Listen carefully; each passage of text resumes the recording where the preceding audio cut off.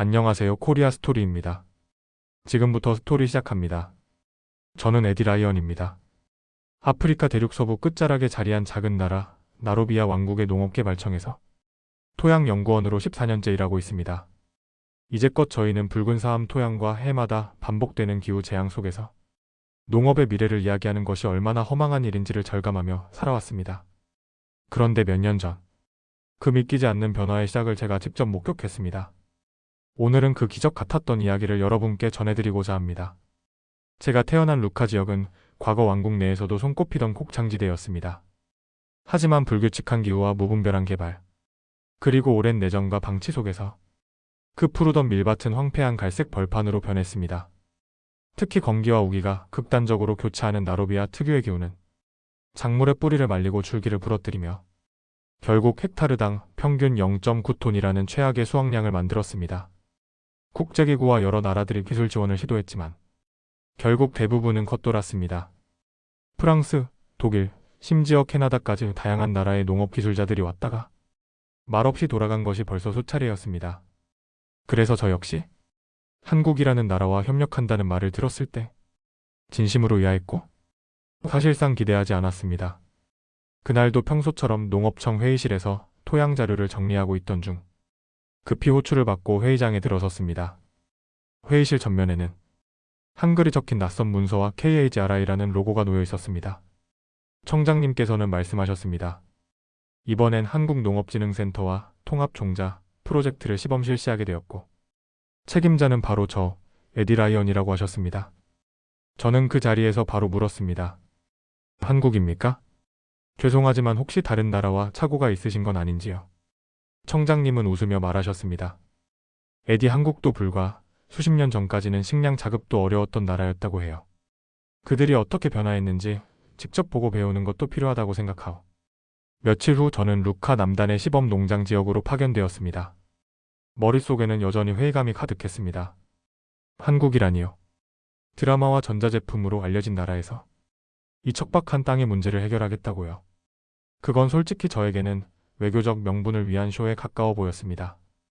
그날 오후 무거운 가방을 들고 낡은 픽업 트럭에서 내린 한 동양인을 처음 봤습니다. 햇빛에 익숙지 않은 듯한 피부, 잘 다려지지 않은 셔츠에 먼지 묻은 작업화. 그는 조용히 다가와 웃으며 인사를 건넸습니다. 안녕하세요. 저는 한국에서 온 농업기술자 서지훈입니다. 그리고 이내 나로비아 공용어로 말을 이었습니다. 평화가 여러분과 함께하길 바랍니다. 저는 순간 고개를 갸웃거렸습니다. 이 사람이 저희 언어를 한다고요. 예의는 지켜야겠기에 악수를 건넸습니다. 에디 라이언입니다. 이지역 시범 프로젝트 책임자이고요. 협력이 잘 이루어지길 바랍니다. 서지훈 박사는 불안한 표정 하나 없이 고개를 끄덕이며 말했습니다. 믿고 맡겨주셔서 감사합니다. 저도 이 땅을 배우러 온 사람입니다. 그 말투에는 지나치지 않은 겸손과 묘하게 자신을 믿는 힘이 느껴졌습니다. 그게 저에겐 오히려 낯설었습니다. 이 나로비아 땅을 처음 밟는 외국인이 이렇게 흙먼지 속에서 단단한 눈빛을 보이는 일은 흔치 않았으니까요. 그날 저녁 우리는 시범 농장을 함께 둘러봤습니다. 이곳은 배수가 잘 되지 않고 산성도가 높은 붉은 사암 토양입니다. 수십 년 동안 쌀 품종은 물론 옥수수와 기장조차도 수확이 제대로 되지 않았던 곳입니다. 저는 그에게 물었습니다. 어떻습니까? 이 토양에서 가능한 일이긴 할까요? 그는 흙 한 줌을 손에 올려 비벼보며 말했습니다. 전형적인 사암 기반 산성 토양이군요. 배수는 어렵고 미네랄 흡수도 제한되겠네요. 하지만 저희 품종은 이 조건에 맞게 적응성을 높인 계량벼입니다. 그의 입에서 사암 토양이라는 말이 나왔을 때 저는 놀랐습니다.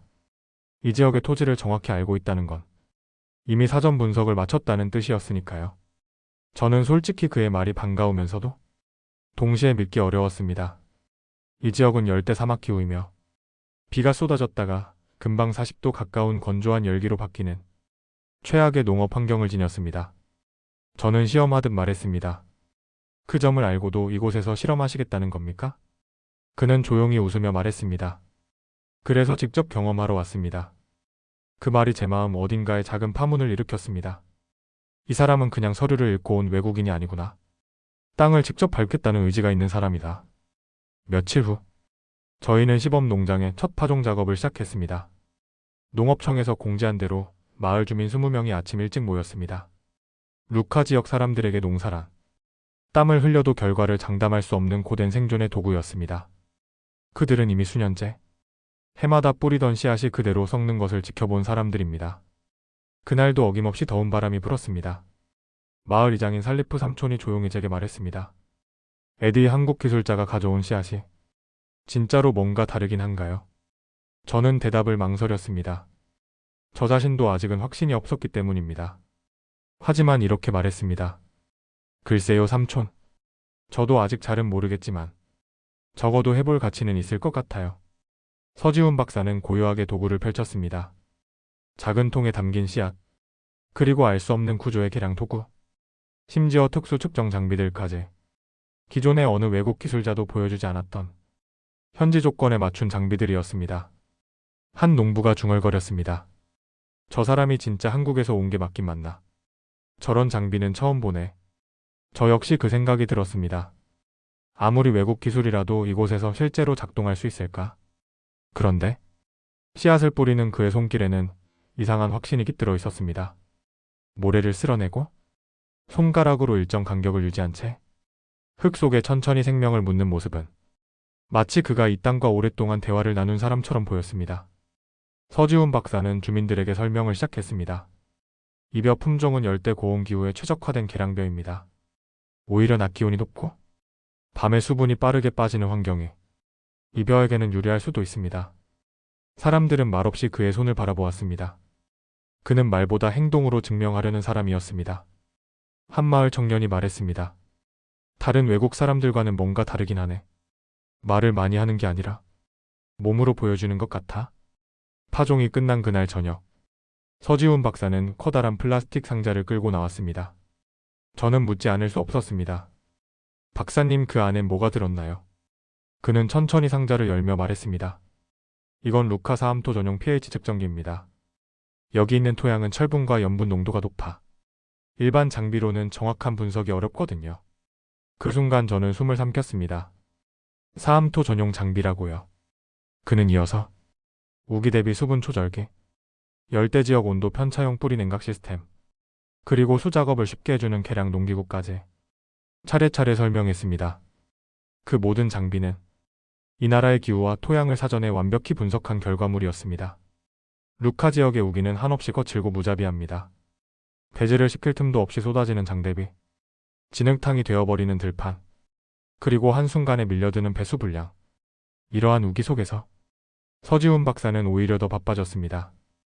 대부분의 외국 기술자들이 우기가 시작되면 장화를 벗고 숙소에만 머물던 것을 저는 수년간 지켜봐 왔습니다. 하지만 서지훈 박사는 비가 오는 날에도 예외 없이 새벽부터 논두렁을 걷고 있었습니다. 논은 진흙에 잠겨 있었고 하늘은 연일 울부짖듯 비를 쏟아냈습니다. 그날도 저는 숙소 창문을 통해 그를 발견했습니다. 우비 하나 없이 진흙에 무릎을 꿇고 벼의 뿌리를 들여다보고 있었습니다. 제가 참지 못하고 소리쳤습니다. 박사님, 지금 뭐 하시는 겁니까? 이런 날씨에 거기서 대체 뭘 보시려는 거예요? 그는 젖은 얼굴을 들고 말했습니다. 지금이 가장 중요합니다. 이 벼가 뿌리를 얼마나 깊게 내렸는지 확인하려고요. 이 지역 토양은 배수가 약해서 초기 뿌리 활착이 생존의 열쇠거든요. 그 순간 저는 문득 깨달았습니다. 그는 단지 기술을 시험하러 온 사람이 아니라 이 땅과 함께 싸우고 있는 사람이었습니다. 며칠이 지나자 서지훈 박사의 모습은 마을 사람들 사이에서 화제가 되기 시작했습니다. 말없이 논을 지키는 외국인, 진흙탕 속에서 웃으며 일하는 사람, 비가 오면 더 자주 들판에 나오는 기술자. 플로라 할머니는 말했습니다. 저희는 진짜 우리 논을 지키는 것 같아. 그렇게 빗속에 나오는 외국 사람은 처음이야. 밤이면 저는 숙소에서 하루치 데이터를 정리했습니다. 그 옆방에선 작은 전등 불빛 아래 서지훈 박사가 휴대용 현미경으로 새싹을 관찰하고 있었습니다. 그의 책상 위에는 각종 토양 샘플병과 빽빽하게 기록된 노트가 놓여 있었습니다. 내용은 이랬습니다. 우기 둘째 주 뿌리 발달 양호, 사암층 적응 진행 중, 내일 오전 추가 관찰 필요. 그 노트를 보고 있자니 제 마음에 작은 균열이 생기기 시작했습니다. 저는 속으로 이렇게 되뇌었습니다. 이건 보여주기가 아니다. 이 사람은 정말 진심이다. 그리고 나보다 더 이 땅을 이해하려 노력하고 있다. 그날 밤, 저는 창문을 닫으며 마치 처음으로 저 자신을 돌아본 것 같은 기분이 들었습니다. 우기의 한복판. 마침내 루카 지역에 그 악명 높은 폭우가 몰아쳤습니다. 이 땅에 사는 이들에겐 익숙한 재난이었지만 여전히 매번 새로운 두려움을 안겨주는 폭우였습니다. 지붕을 뚫을 듯한 빗소리에 저는 결국 비옷을 껴입고 시범 논으로 향했습니다. 논두렁에는 이미 흙탕물이 넘실거렸고 새싹들은 보이지 않았습니다. 논 주변에 모인 주민들 역시 체념한 듯 말했습니다. 이젠 끝났네. 아무리 외국 기술자라도 이비는 어쩌지 못해. 저 역시 마음속으로 그렇게 생각하고 있었습니다. 이비에 살아남은 변은 없을 거라고요. 그런데 그때 서지훈 박사가 논 저편에서 걸어오고 있었습니다. 한 손엔 방수 노트를 들고 있었고 몸은 이미 흠뻑 젖어 있었습니다. 그는 물바다가 된 논에 무릎을 꿇고 벼의 뿌리를 하나하나 확인하고 있었습니다. 제가 소리쳤습니다. 박사님, 이게 무슨 의미가 있습니까? 다 떠내려갔는데요. 그는 진흙을 쓸어내며 말했습니다. 아닙니다. 이 벼는 뿌리 조직이 깊고 줄기 구조가 탄탄해서 이 정도 비에는 쓰러지지 않습니다. 잠시 후 그가 손으로 가리킨 곳에 작은 초록빛 줄기 하나가 보였습니다. 다른 품종의 벼들이 뿌리째 뽑혀 쓰러진 곳에서 그 줄기는 묵묵히 땅을 뚫고 서 있었습니다. 서지훈 박사는 말했습니다. 이 벼는 원래 극한 조건에서 생존하도록 만들어졌습니다. 기온이 높고 비가 급작스레 쏟아지는 환경에 오히려 최적의 조건일 수 있습니다. 그 말에 저는 믿을 수 없다는 눈으로 물었습니다. 정말로 이 벼가 살아남았단 말입니까? 그는 조용히 고개를 끄덕였습니다. 며칠 뒤 기온이 갑자기 치솟으며 극심한 건기가 이어졌습니다. 기온은 섭씨 41도까지 올라갔고 논바닥은 금이 가기 시작했습니다. 저는 이쯤 되면 남아있던 벼들도 다 타버릴 거라고 생각했습니다. 그런데 놀랍게도 서지훈 박사가 가리킨 곳에서는 여전히 푸른 줄기들이 굳건히 서 있었습니다. 그의 벼는 살아남았습니다. 그리고 자라고 있었습니다. 저희는 곧바로 생존율을 측정했습니다. 기존 품종의 생존율은 32%, 서지훈 박사의 품종은 무려 92%에 달했습니다. 그 수치는 이 땅의 어느 누구도 한 번도 본 적 없는 숫자였습니다. 생존율 92%. 그 숫자를 마주한 순간 저는 아무 말도 할 수 없었습니다. 이건 단순한 실험의 성공이 아니었습니다. 이건 이 땅의 가능성을 증명한 기적이었습니다. 서지훈 박사의 손에는 수천 번의 실험과 분석, 그리고 진심이 담겨 있었던 겁니다. 조용히 지켜보던 마을 사람들도 조금씩 그를 바라보는 눈빛이 바뀌기 시작했습니다. 이 사람 진짜 뭐가 다르긴 하네. 비만 오면 도망가던 다른 기술자들과는 말이지. 어르신 한 분이 말했습니다. 얘야, 내가 눈으로 직접 본 걸 믿는다. 이번 벼는 살아남았어. 정말 살아서 땅을 뚫고 자라고 있어. 저는 그 순간 처음으로 이 마을 사람들이 희망이라는 말을 속으로 되새기고 있다는 걸 느꼈습니다. 며칠 뒤 마을 이장 살리프 삼촌이 저를 조용히 불러 말했습니다. 에디, 이번 수확은 얼마나 기대할 수 있겠나? 우리는 수십 년간 헥타르당 1톤도 넘기지 못했는데 혹시 이번엔 다를 수 있을까? 저는 서지훈 박사와 함께 수집한 데이터를 들고 말했습니다. 삼촌, 지금 성장 속도로 계산하면 헥타르당 4톤에서 5톤까지도 가능할 것 같습니다. 그 말에 이장님의 입이 떡 벌어졌습니다. 네, 뭐라고 했나? 4톤에서 5톤이라고? 우리가 그토록 꿈꾸던 숫자인데. 서지훈 박사는 조심스럽게 말을 덧붙였습니다. 사실 이 지역의 기후를 고려하면 두모작은 물론 세모작까지도 이론상 가능할 수 있습니다. 다만 토양 관리가 병행되어야 합니다. 그 말을 들은 마을 사람들의 표정은 어느 때보다 진지했습니다. 한 청년이 말했습니다. 1년에 10톤도 가능하다는 말입니까? 우리 애들도 이제 학교에 갈 수 있겠네요. 그 말은 웃으면서 한 말이 아니었습니다. 진심에서 나온 절박하고 조용한 소망이었습니다. 그날 밤 저는 연구 일지를 조용히 펼쳤습니다. 프로젝트 성공 가능성 60%에서 80%로 상향 조정. 그리고 그 아래 작은 글씨로 이렇게 적었습니다. 이론과 현실의 간극을 실감. 한국 기술의 현지 적응력은 상상 이상. 그리고 마지막 줄엔 이 말이 따라 나왔습니다. 내 마음이 변하고 있다. 계량뼈의 생존율과 수확량이 확인되자 이 소식은 곧 세계식량계획 WFP에 전달되었습니다. 그리고 얼마 지나지 않아 루카 마을을 찾은 WFP 관계자는 이렇게 말했습니다. 수확이 안정되면 저희가 이 쌀을 구매해 지역 학교의 급식 프로그램으로 사용할 예정입니다. 학교에서 급식을 한다고요? 제가 되묻자 WFP 직원은 고개를 끄덕였습니다. 아이들이 건강한 식사를 하고 농민들은 안정적인 소득을 얻게 되는 구조입니다.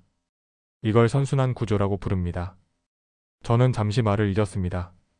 지금까지는 기껏해야 기후변화에 적응할 품종 찾는 데만 급급했는데 이제는 그 한 포기 벼가 한 아이의 하루 식사를 책임질 수 있다니요.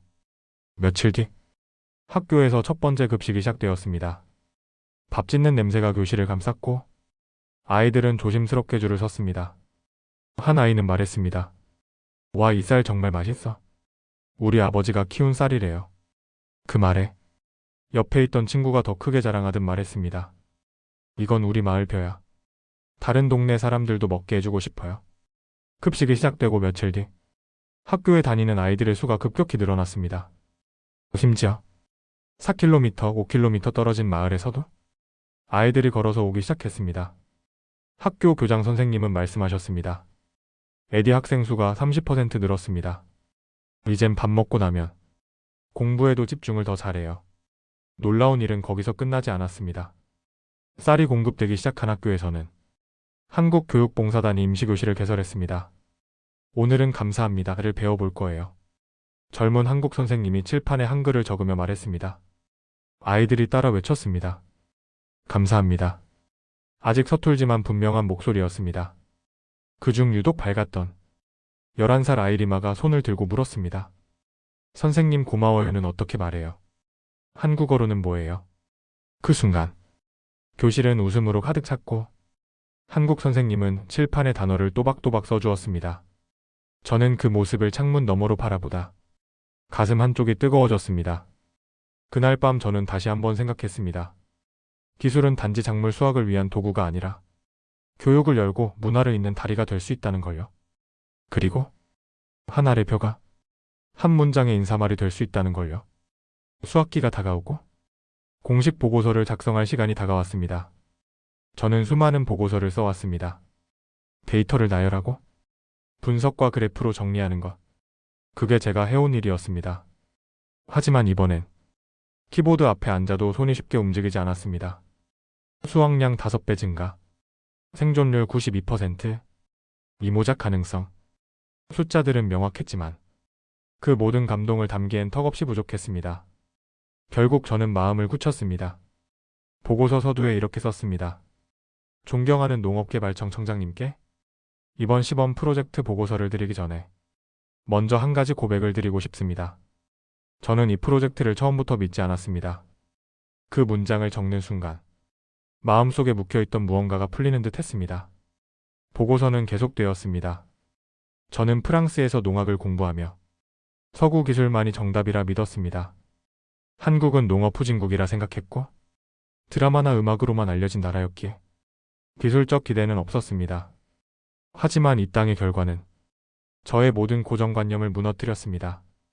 서지훈 박사는 우기에도 현장을 지켰고 토양 구조를 사전에 연구했으며 나로비아의 언어로 주민들과 대화를 시도했습니다. 그는 기술이 아니라 마음을 가지고 온 사람이었습니다. 보고서엔 이런 데이터도 포함했습니다. 학생 수 30% 증가, 중학교 입학시험 평균 성적 18점 향상, 여성 농민의 시장 참여율 상승, 호텔과 레스토랑의 프리미엄 쌀 수요 증가. 하지만 그 아래 이렇게 썼습니다. 이 모든 숫자보다 중요한 건 사람의 마음이 열렸다는 것입니다. 며칠 뒤 한국 정부로부터 공식 초청장이 도착했습니다. 에디 라이언 씨, 통일벼 협력 사례와 아프리카 농업 전환 모델을 공유해 주시길 바랍니다. 한국에서 함께 토론할 자리를 마련하고자 합니다. 그 문장을 읽고 저는 한참 동안 말을 잃었습니다. 단지 몇 달 전 회의감으로 가득 차 있던 제가 이제는 새로운 협력의 주체로 초청을 받다니요. 김포공항에 도착하자 서지훈 박사가 저를 기다리고 있었습니다. 에디 씨, 한국에 오신 걸 환영합니다. 그의 미소는 루카의 들판에서처럼 조용하지만 단단했습니다. 서울은 저에게 완전히 새로운 세계였습니다. 고층 건물 사이로 정돈된 가로수, 질서 있는 대중교통, 그리고 무엇보다 논을 닮은 실험실이 있다는 사실이 놀라웠습니다. 서지훈 박사는 저를 통일벼 연구소로 안내했습니다. 작고 소박한 온실 안에는 다양한 품종들이 자라고 있었습니다. 그는 말했습니다. 한국도 한때는 식량 자급률이 낮았습니다. 이 통일벼가 그 위기를 돌파하게 해준 씨앗이었죠. 그는 50원짜리 동전을 꺼내 보여주었습니다. 보세요. 이 벼의 이삭이 한국 사람들에게 얼마나 소중했는지 동전에 새겨넣기까지 했습니다. 저는 그 작은 동전을 한참 들여다봤습니다. 그 안에 담긴 역사와 지금 루카에서 자라고 있는 희망이 겹쳐졌습니다. 그날 점심, 연구소 식당에서 루카에서 가져온 계량벼로 지은 밥을 먹었습니다. 한 입 베어 물자 입안 가득 퍼지는 낯익은 향. 그 순간 저는 눈시울이 붉어졌습니다. 그 안에는 루카의 진흙, 아이들의 웃음소리, 그리고 서지훈 박사의 땀이 들어있었기 때문입니다. 며칠 뒤, 저는 국제농업기술 포럼의 연단 위에 섰습니다. 전 세계 농업 전문가들이 모인 자리였습니다. 아프리카, 아시아, 유럽, 남미. 다양한 얼굴들이 저를 지켜보고 있었습니다. 저는 말했습니다. 저는 이 프로젝트를 처음부터 믿지 않았습니다. 한국이라는 나라를 농업기술과 연결 지어본 적도 없었습니다. 하지만 지금 이 자리에서 분명히 말할 수 있습니다. 기술이 세상을 바꾸는 것이 아니라 기술을 전하는 사람의 태도가 세상을 바꾼다는 것을요. 연단 위에서 저는 루카의 논사진을 보여주었습니다. 죽은 땅이라 불리던 곳이 이제는 초록 물결로 가득 찬 장면이었습니다. 아이들이 급식을 먹는 사진, 한글을 배우는 장면, 그리고 리마가 쓴 서툰 한글 편지까지 보여드렸습니다. 편지에는 이렇게 쓰여 있었습니다. 고마워요 한국 선생님. 우리 벼 키워줘서 감사해요. 이제 학교에서 밥 먹을 수 있어요. 청중석에서는 조용히 감탄이 흘러나왔고 곧 큰 박수가 터졌습니다. 저는 마지막으로 이렇게 말했습니다. 1960년대 한국과 나로비아는 함께 국제 식량 원조를 팠던 나라였습니다. 하지만 이제는 그때 받았던 나라가 이제는 함께 주는 나라가 되었습니다. 이보다 더 아름다운 순환이 있을까요? 한국에서 돌아온 후 루카 마을은 완전히 다른 모습이 되어 있었습니다. 예전엔 물 한 바가지 들고 논으로 향하던 농민들이 이제는 자동 급수장치 앞에서 스마트폰으로 물을 조절하고 있었고 아이들은 밥을 먹고 책을 펴며 내일 있다는 걸 당연하게 여기기 시작했습니다.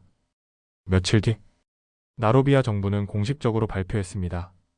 루카 지역 계량벼 시범사업의 성공을 바탕으로 전국 12개 주에 이 품종을 보급하기로 결정하였습니다. 그 발표를 들은 날 마을 잔치가 열렸습니다. 사람들은 나뭇잎으로 차양을 만들고 통일벼로 지은 밥과 찰떡을 나눴습니다. 살리프 이장님이 잔을 들어 외쳤습니다. 오늘은 쌀로 건배합시다. 다들 박장대소하며 함께 외쳤습니다. 쌀.